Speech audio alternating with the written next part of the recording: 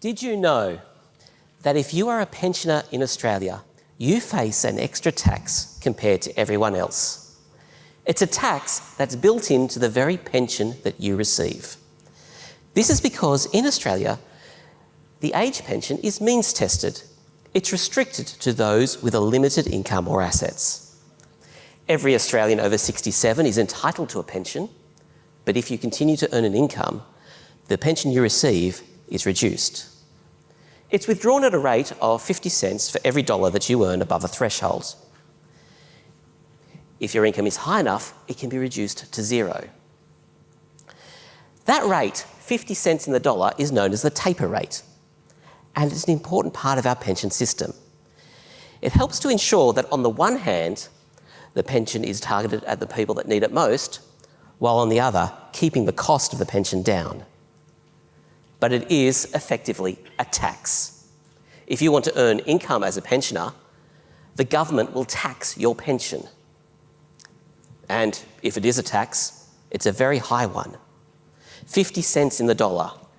Not even the top income earners pay that much. Such a high tax rate is bound to discourage pensioners from continuing to work or to save. In my research, I consider what is the best taper rate to manage, to balance, on the one hand, the need to keep the pension targeted at the right people, while on the other, not to discourage pensioners from remaining in the workforce if they wish to. In short, what is the best way to tax pensioners? And I consider whether the answer to that question is not a single taper rate at all, but a sliding scale of different rates. After all, we don't have a single income tax rate, but we have a progressive tax system whereby those who earn less face a low tax rate, while those who earn more face a higher one. Perhaps we could do the same for the pension.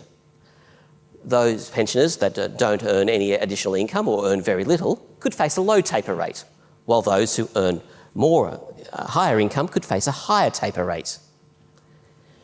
In my research, I built a model that showed it was a simple model, but it showed that it was possible for a progressive taper system to work better than a single taper rate. I'm now working on a more realistic model to try to identify which set of taper rates offers the best outcome for Australians of all ages. Ladies and gentlemen, in Australia, we tax pensioners. My research is about finding a way to do that better. Thank you.